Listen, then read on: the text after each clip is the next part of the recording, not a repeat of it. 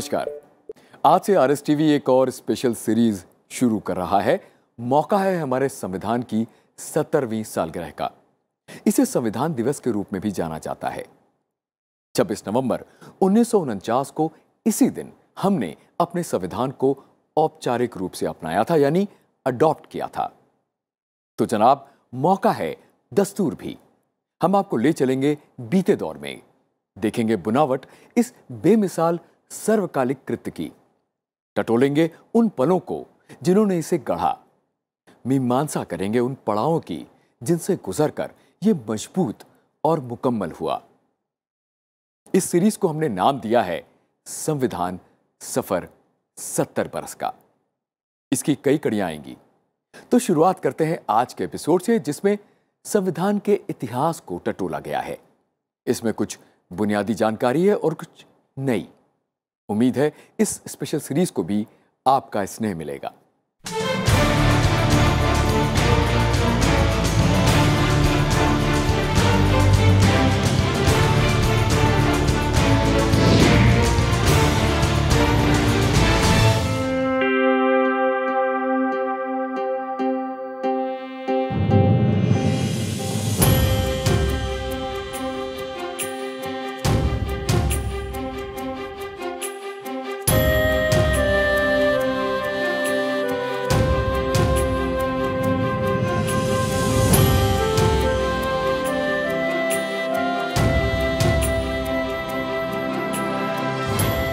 तो चलिए शुरू करते हैं ये कहानी कुछ बुनियादी सवालों और जवाबों से। 26 जनवरी और 15 अगस्त की गाथा तो हम सब बचपन से पढ़ते आ रहे हैं। हम में से शायद ही ऐसा कोई हो जो इस सवाल में कभी फेल हुआ हो। तो सोचा लगे हाथ 26 नवंबर की जानकारी भी जनता से ली जाए। देखिए हमारी कैमरा टीम को क्या सुनने को मिला। 26 नवंबर उस दिन कॉन्स्टिट्यूशन नहीं मालूम है, अपना वो बन के तैयार हो गया था कॉन्स्टिट्यूशन। 26 नवंबर, ये तो मुझे भी नहीं पता 26 नवंबर मनाते हैं। 26 नवंबर के दिन हमारा जो संविधान था वो उसके रिगार्डिंग वो पास हुआ था कि ये आगे एप्लीकेबल होगा। मैं इन सब चीज़ों में इंटरेस्ट नहीं रखती हूँ।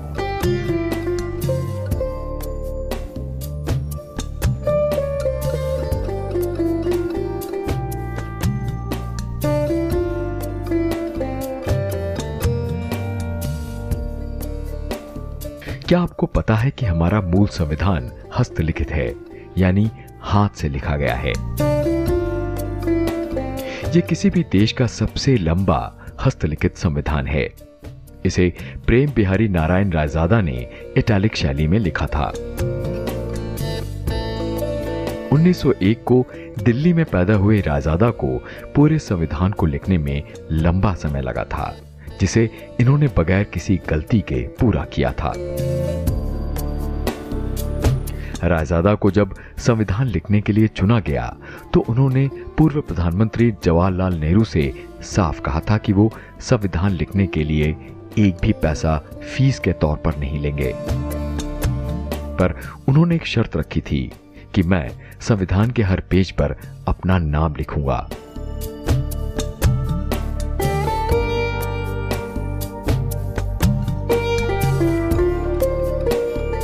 संविधान सारी अप्रूवल हो गई, संविधान पास हो गया। अब प्रति आई कि एक इसकी मूल प्रति बने, एक ऐसी मैन्युस्क्रिप्ट जो हमारे देश की एक आत्मा बन जाए और वो हॉरोस्कोप हो। तो वो संविधान हाथ से लिखने के लिए श्री प्रेम बिहारी नारायण रायजादा जी को लिखा गया था, जो उस जमाने के बेस्ट कैलीग्राफर थे। हाथ से उनकी बेस्ट हैंडराइटिंग थी। फिलहाल रायजादा की ये इच्छा मान ली गई और इस काम में उन्होंने 250 से ज्यादा पेन होल्डरों की निब का इस्तेमाल किया था। प्रेम बिहारी नारायण रायजादा जी को यहाँ रूम नंबर 204 भारत सरकार द्वारा दिया गया। यहाँ बैठ के उन्होंने लिखा। पहले 2 महीने का समय दिया था कि शायद 2 महीने में पूरा हो जाए, लेकिन इतना लंबा काम था, एक एक को होल्डर और निब से लिखना था। तो यहाँ पे 204 नंबर कमरे में मैं आपको दिखाता हूँ। ये देखिए, ये पत्र है जो राष्ट्रपति भवन से प्रेम बिहारी नारायण रायजादा जी को दिया गया। वो इसी एड्रेस पे आया था। 204 कॉन्स्टिट्यूशन हाउस। ये उस समय इस जगह का हाँ, पता हुआ करता हाँ था। जी। और उसमें बात थी कि जब रायजादा जी ने ये पूरा लिख लिया तो उनसे कहा गया कि लोकसभा अध्यक्ष हमारे प्रथम हैं, इनको समर्पित कर रहे हैं, इनके हाथ में दे दें। वो बोले नहीं, ये मैं अपने संविधान पीठ के जो अध्यक्ष रहे हैं वो हैं डॉक्टर राजेंद्र प्रसाद, और अब राष्ट्रपति भी हैं, तो संविधान के प्रमुख रक्षक वो हैं, ये उनके हाथ में दिया जाएगा। संविधान की इस मूल लिपि पर हुए इन शानदार अलंकरण को देखें। इनके हर स्ट्रोक्स में आपको शांति निकेतन की छाप नजर आएगी। इन्हें उकेरा था मशहूर चित्रकार नंदलाल बोस और पेहोर राम मनिहार सिन्हा ने। इन पन्नों पर भारतीय इतिहास से जुड़े तमाम अनुभव, लक्ष्य और आदर्श रेखांकित हैं। इस कालजयी दस्तावेज पर महात्मा गांधी को छोड़कर उन कई नेताओं के दस्तखत भी देखने को मिलेंगे जो इसे लागू देखने के लिए जीवित नहीं रहे। संविधान को सबसे पहले देहरादून में प्रकाशित किया गया था। इसका फोटोलिथोग्राफ सर्वेक्षण विभाग ने किया था। संविधान की पहली लिखावट हिंदी और अंग्रेजी में थी। इसके अंग्रेजी संस्करण में 1,17,369 शब्द हैं, जिनमें 22 भागों में 444 लेख, 12 अनुसूचियां और 115 संशोधन हैं। भारतीय संविधान दुनिया का सबसे लंबा संविधान है। इसमें एक प्रियम्बल है जिसमें 22 भाग, 448 लेख, 12 अनुसूचियां, 5 परिशिष्ट और 115 संशोधन हैं। संविधान बनाने वाली सभा के हर सदस्य ने 2 प्रतियों पर हस्ताक्षर किए थे, एक हिंदी में और दूसरा अंग्रेजी में। ये सदस्य 308 थे और सिग्नेचर 606। वैसा ऐसा क्यों और कब लगा कि भारत को संविधान की जरूरत है? वैसे तो आप भी मानते ही हैं कि किसी भी व्यवस्था को चलाने और चाक चौबंद रखने के लिए कुछ नियम कायदे जरूरी होते हैं, अनुशासन जरूरी होता है। तो गुणीजनों ने क्या सोचा होगा और बात कहां से शुरू हुई थी? From this, the 26th day of January 1950, India, that is Bharat, shall be a sovereign, democratic republic, and the Union and its component parts, the states, shall exercise all powers and functions of government and administration in accordance with the provisions of the said Constitution.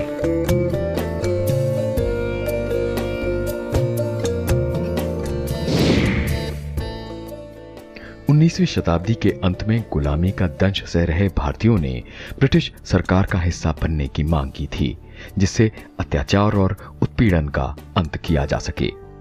इसके लिए उचित माहौल बन सके, इसलिए पहले विश्व युद्ध में भारत ने ब्रिटेन का समर्थन किया था। बदले में ब्रिटिश संसद भारत सरकार अधिनियम 1919 लाई थी, जिसे उसी बरस 23 दिसंबर को शाही मंजूरी मिली थी। इस अधिनियम का असर ये रहा कि देश के कुछ बड़े प्रांतों में दोहरी शासन प्रणाली लागू हुई।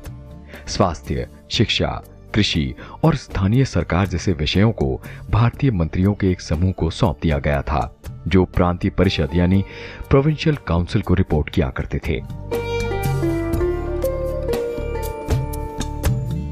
हालांकि सैन्य, रक्षा, विदेशी मामले और संचार वायसरॉय के सीधे नियंत्रण में ही रहे।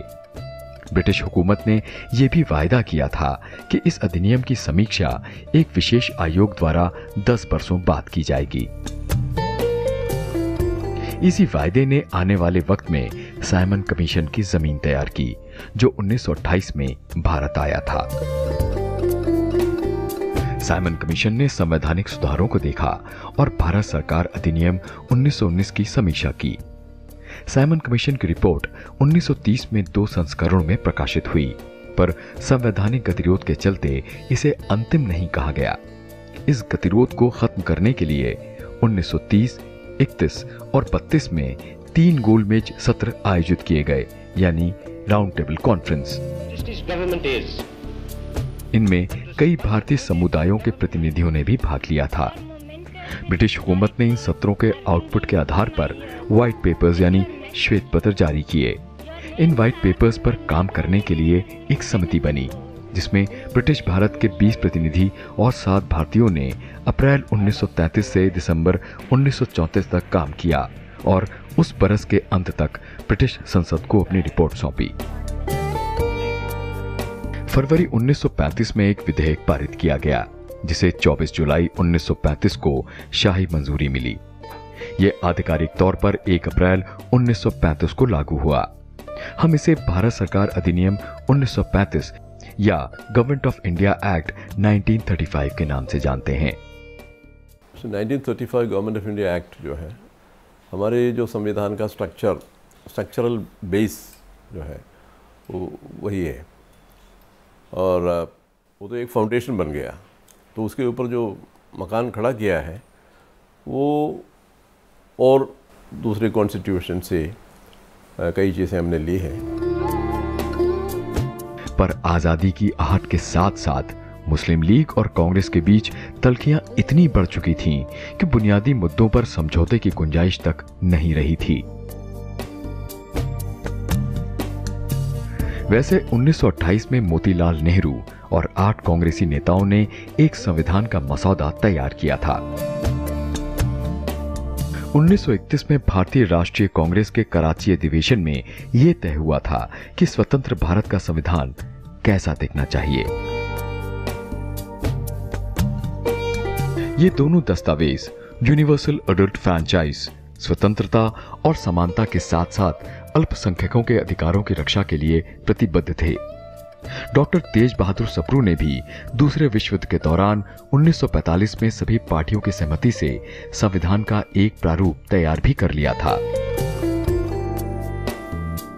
पर तब तक भारत छोड़ो आंदोलन और आजाद हिंद फौज की निर्भीकता ने अंग्रेजों का भारत पर अनंत काल तक राज करने का सपना चूर चूर कर दिया था। उन्हीं दिनों इंग्लैंड में विंस्टन चर्चिल की भी चुनाव में हार हो गई थी। नए प्रधानमंत्री क्लेमेंट एटली ने सिद्धांततः भारत को आजाद करने की बात मान ली थी। इतिहासकार एक और तथ्य साझा करते हैं। ब्रिटिश भारत में 1937 में प्रांतीय विधानसभाओं और मंत्रालयों के चुनाव हुए थे। हालांकि ये पूरी तरह से लोकतांत्रिक सरकारें नहीं थीं, लेकिन विधायी संस्थानों के कामकाज में ये भारतीयों को खासा अनुभव दे गईं। इसका फायदा हमें स्वयं के संस्थानों को स्थापित करने और चलाने में मिला।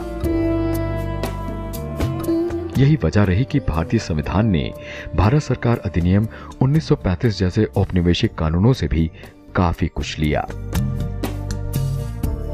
फिलहाल लॉर्ड वेवल 1943 में भारत के नए वाइसरॉय बनते हैं।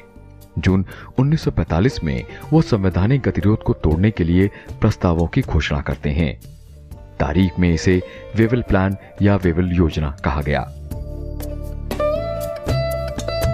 गतिरोध इसलिए था क्योंकि कांग्रेस अखंड भारत चाहती थी, जबकि मुस्लिम लीग भारत का विभाजन चाहती थी।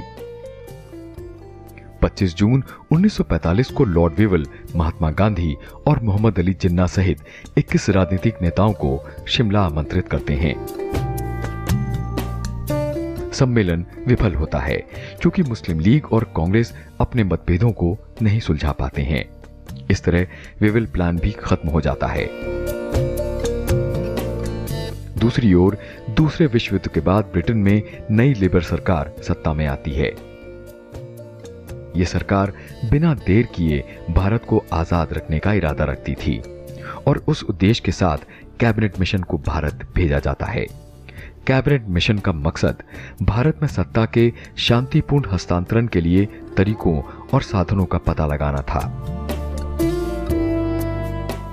एक संविधान बनाने वाली मशीनरी के गठन का सुझाव देना था और अंतरिम सरकार की स्थापना करना था, और इस तरह से प्रस्तावित संविधान सभा अस्तित्व में आती है। इसमें ब्रिटिश भारत से 292 सदस्य और भारतीय रियासतों से 93 सदस्य शामिल थे। संविधान सभा 16 जून 1946 को पहली बार मिलती है। अप्रैल 1947 के अंत तक दूसरी सभा की बैठक होती है। 3 जून 1947 को बंगाल और पंजाब का विभाजन होता है। 14 जुलाई 1947 को राष्ट्रीय ध्वज तिरंगे को प्रस्तुत किया जाता है, जिसका सारी संविधान सभा समर्थन करती है। तो अब तक हमने बात की कि क्यों संविधान जरूरी था। चलिए एक नजर डालते हैं अब अपने संविधान की चुनिंदा खासियतों पर। जान लीजिए कि पिछले 70 वर्षों में इसने तमाम झंझावात झेले हैं और उन्हें फतेह किया है, दुनिया में एक सशक्त पहचान बनाई है।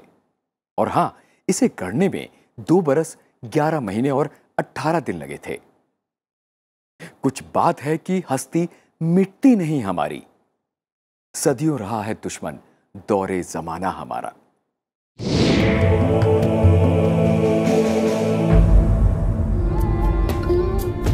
दुनिया के अधिकांश संविधान लिखे गए हैं।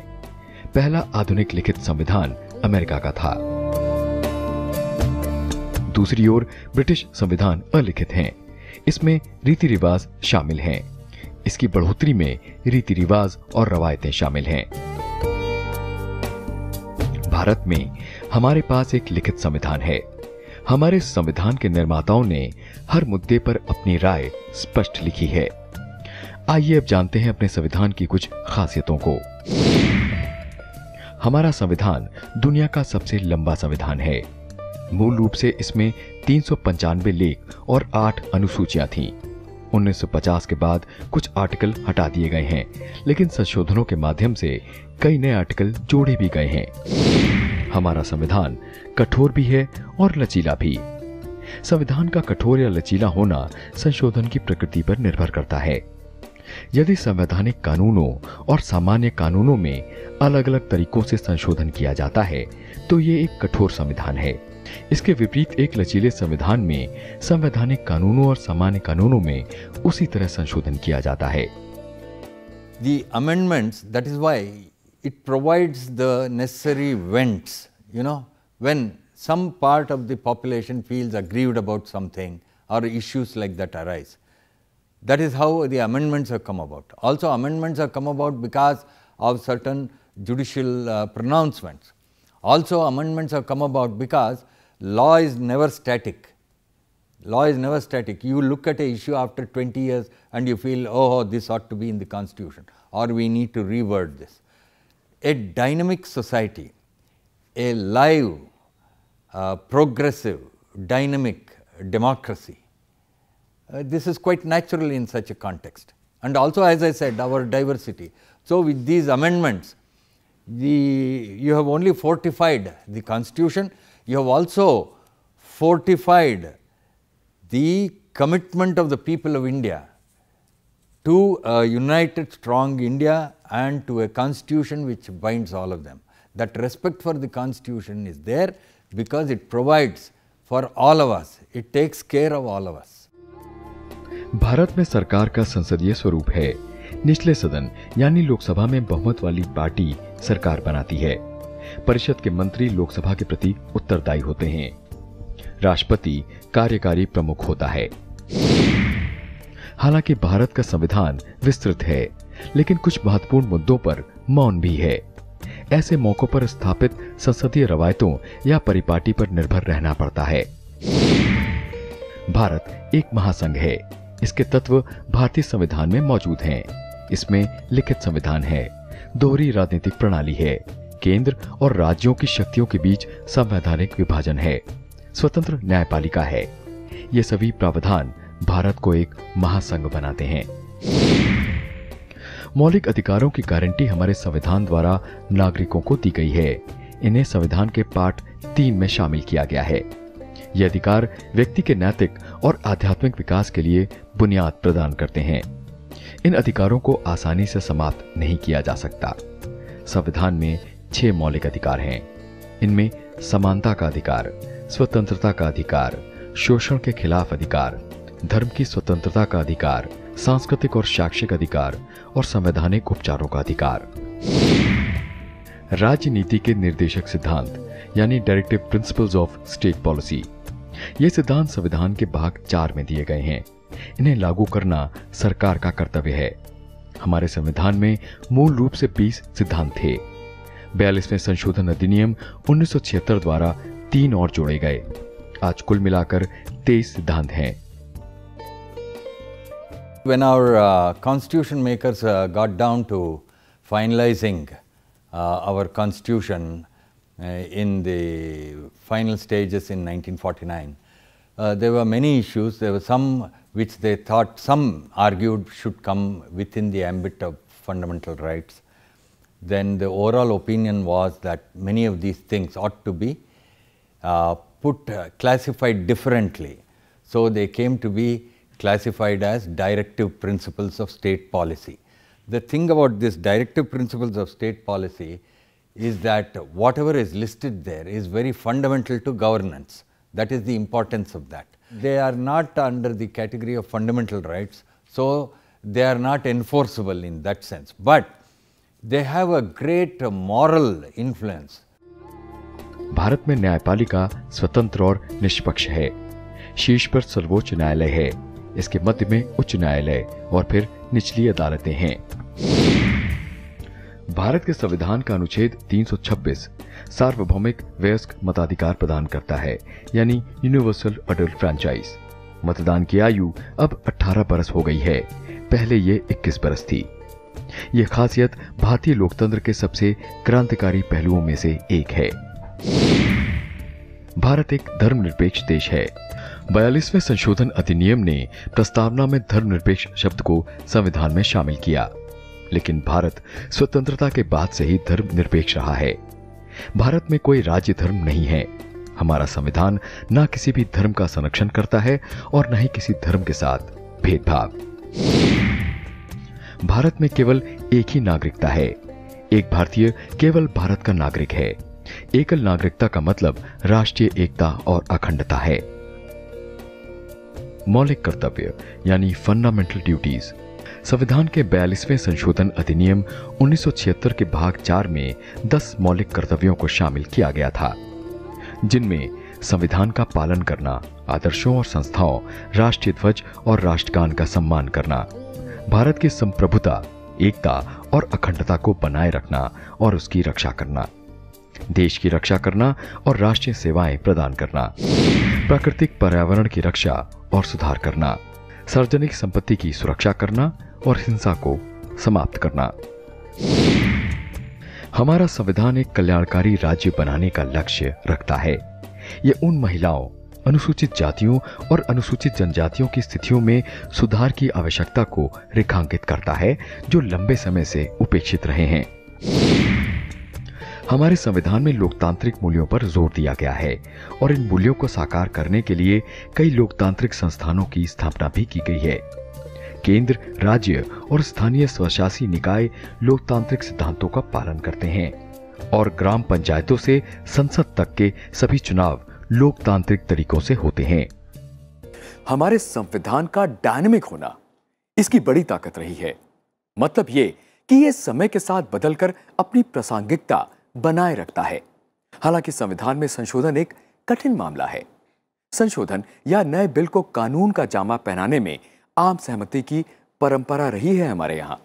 फिर भी भारत का संविधान दुनिया में सबसे अधिक संशोधित दस्तावेजों में से एक है।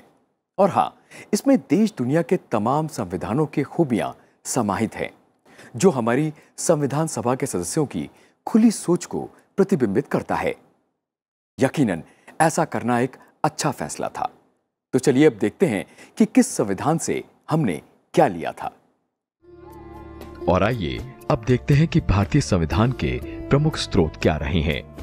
पहला, भारत सरकार अधिनियम 1935 यानी government of India act 1935।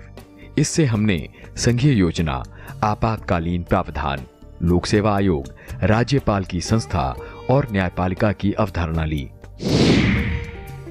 British संविधान से हमने सरकार का संसदीय स्वरूप, विधायी अध्यक्ष की संस्था और उनकी भूमिका, विधि द्वारा स्थापित प्रक्रिया, कानून का सर्वोच्च होना, एकल नागरिकता का सिद्धांत। आयरिश संविधान से राजनीति के निर्देशक सिद्धांत यानी directive principle of state policy, राष्ट्रपति के चुनाव का तरीका, राज्यसभा सदस्यों की नामांकन प्रक्रिया। फ्रांसीसी संविधान से प्रियम्बल में स्वतंत्रता, समानता और बंधुत्व के आदर्श। अमेरिकी संविधान से सरकार की संघीय संरचना, कानून के तहत समान सुरक्षा, मौलिक अधिकार, न्यायिक समीक्षा, इलेक्टोरल कॉलेज, स्वतंत्र न्यायपालिका, सरकार की 3 संस्थाओं में शक्तियों का बंटवारा, प्रियम्बल और सशस्त्र बलों के सुप्रीम कमांडर के रूप में राष्ट्रपति। पूर्व सोवियत संघ के संविधान से आर्टिकल 51A के तहत मौलिक कर्तव्य और विकास की निगरानी के लिए योजना आयोग की स्थापना। कनाडा के संविधान से एक मजबूत केंद्र के साथ संघीय प्रणाली, केंद्र और राज्य सरकारों के बीच शक्तियों का बंटवारा, रेसिड्यूअल पावर्स का केंद्र सरकार के पास होना। जर्मनी के संविधान से आपातकालीन शक्तियां केंद्र के पास होना और आपातकाल के दौरान मौलिक अधिकारों का निलंबन। दक्षिण अफ्रीका के संविधान से संशोधन की प्रक्रिया और राज्यसभा सदस्यों का चुनाव। ऑस्ट्रेलियाई संविधान से देश के भीतर और राज्यों के बीच व्यापार और वाणिज्य की स्वतंत्रता, संधियों को लागू करने के लिए कानून बनाने की शक्ति विधायिका के पास और समवर्ती सूची। और अंत में जापान के संविधान से हमने विधि द्वारा स्थापित प्रक्रिया ली। आजादी की लड़ाई लंबी चली थी और आजादी के मतवालों को भीषण हिंसा, शोषण, प्रतिरोध, अपमान और ना जाने क्या क्या सहना पड़ा था। जलियांवाला बाग कांड क्या एक आम हिंदुस्तानी कभी भूल सकता है? इन्हीं कड़वे अनुभवों ने नागरिक अधिकारों के प्रति देश में चेतना जगाई और ब्रिटिश शासकों के खिलाफ चले जन आंदोलनों में इस मुद्दे ने भी अहम भूमिका निभाई थी। वैसे औपचारिक तौर पर मोतीलाल नेहरू कमेटी ने 1928 में जन अधिकारों पर बिल की मांग की थी। फिर आजाद भारत में जब संविधान बनाने की कवायद चली तो स्वाभाविक था कि जन अधिकारों के समावेश और उनके संरक्षण पर सबकी सहमति थी। तो उन अधिकारों को सूचीबद्ध किया गया और उनके संरक्षण की खास व्यवस्था की गई। उन्हें मौलिक अधिकार या फंडामेंटल राइट्स का नाम दिया गया।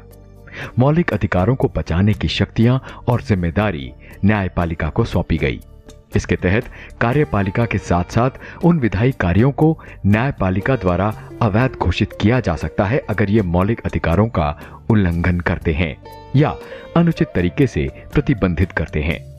ये मौलिक अधिकार संविधान के पार्ट 3 और आर्टिकल 12 से 35 तक में मौजूद हैं। इन अधिकारों में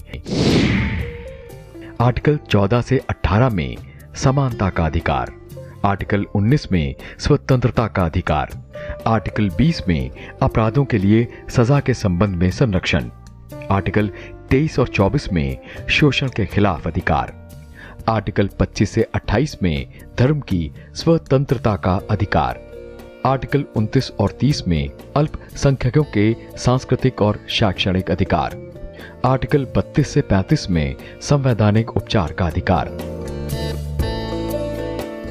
और चलते चलते देखते हैं कि कैसे मूल हस्तलिखित संविधान को सुरक्षित रखा जा रहा है। ये स्टार्ट हुआ 1980 से, जब ये मालूम पड़ा कि ये जो ओरिजिनल कॉन्स्टिट्यूशन है, जो हिंदी रिटन है, इंग्लिश में है और हिंदी रिटन जो 2 वॉल्यूम्स हैं, इसमें हल्की सी डिविडेशन स्टार्ट हुई है। और जैसे आपको पता है कि जो पेपर होते हैं वो डिविडेशन होते हैं मॉइस्चर से, माइक्रोब से, पोल्यूशन से। तो तब 1980 में जो यहाँ की लाइब्रेरी की जो लीडर थे उस टाइम पे, उन्होंने एनपीएल डायरेक्टर जो उस टाइम थे उनसे डिस्कस किया कि क्या हम इसको प्रिजर्वेशन के लिए कोई बॉक्सेस बना सकते हैं। तो एनपीएल ने सोचा कि ये बहुत आसान काम है, एक बॉक्स बनाएंगे, उसके अंदर 2 कॉन्स्टिट्यूशन रख देंगे और नाइट्रोजन गैस पास कर देंगे और ये हो जाएगा। लेकिन जो नाइट्रोजन गैस है वो लीक हो जाती है टाइम के साथ। तो जो आप ग्लास बॉक्स देख रहे हैं उसके अंदर एक सीलेंट है जो अंदर की नाइट्रोजन को बाहर नहीं आने देती और बाहर की पोल्यूशन को अंदर नहीं जाने देती। तो साइंटिफिकली ये देखा गया कि बहुत बड़ी चैलेंज है। तो ये प्रोविजन जो था कि ऐसी सील बनाई जाए कि जो नाइट्रोजन गैस आपने अंदर भरी है वो बाहर ना आ पाए। तब एक सेट ऑफ साइंटिस्ट फ्रांस गए थे। जैसे आपको पता है कि जो पेरिस है वो म्यूजियम्स की कैपिटल है, उसमें बहुत सारे आर्टिफैक्ट्स हैं जिनको प्रिजर्व किया गया है। और जो ग्लास बनाने वाली कंपनी है सेंट गोविन, उनकी साइंटिस्टों से बात करी गई तो ये देखा गया है कि जो मेटल फ्रेम है और जो ग्लास है उसके बीच में जो सील है जो गैस को अंदर बाहर नहीं जाने देती, वो आसान नहीं है बनाना। तो तब फ्रांस के लोगों ने ये सजेस्ट किया है कि एनपीएल को गैटी जो अमेरिका की कंपनी है उससे डिस्कस करना चाहिए, क्योंकि उन्होंने जो मिस्र के जो ममीज हैं उनको प्रिजर्व किया हुआ है। तो देखने में एकदम ऐसे ही लगता है कि अंदर ममीज और बाहर से ग्लास बॉक्सेस हैं, लेकिन जो ममीज अगेन उसमें कोटिंग लगी है। तो ये प्रोविजन जो था कि ऐसी सील बनाई जाए कि जो नाइट्रोजन गैस आपने अंदर भरी है वो बाहर ना आ पाए, वो उनमें भी नहीं था जो ममीज के लिए जो बॉक्सेस बनाए गए। फिर एनपीएल इंडिया ने और गैटी अमेरिका ने एक एमओयू साइन किया जिसमें कि हमने 3 बॉक्सेस बनाने की कोशिश करी। तो दोनों तरह के साइंटिस्ट लोग मिले और जो सीलेंट था उसकी डिस्कवरी हुई। तो 3 बॉक्स बनाए गए। अनफॉर्चुनेटली उसमें काम नहीं आया, लेकिन 2 जो बॉक्सेस थे वो सही बन के आए और 2 बॉक्सेस को यहाँ पे रखा गया जो आप देख रहे हैं अभी। इन बॉक्सेस के अंदर हमने अपने कॉन्स्टिट्यूशन रखे। इसके अंदर नाइट्रोजन गैस भरी गई, अंदर प्रेशर और टेम्परेचर सेंसर रखा गया, सो दैट कि जो नाइट्रोजन है, आपको पता है कि नाइट्रोजन पेपर को सेफ रखती है, ऑक्सीजन नहीं है, माइक्रोवेव नहीं है, डस्ट पार्टिकल नहीं है। तो ये कॉन्स्टिट्यूशन हमारे लिए जिंदगी भर के लिए, जब तक ये बॉक्सेस सेफ रहेंगे तब तक कॉन्स्टिट्यूशन सेफ है।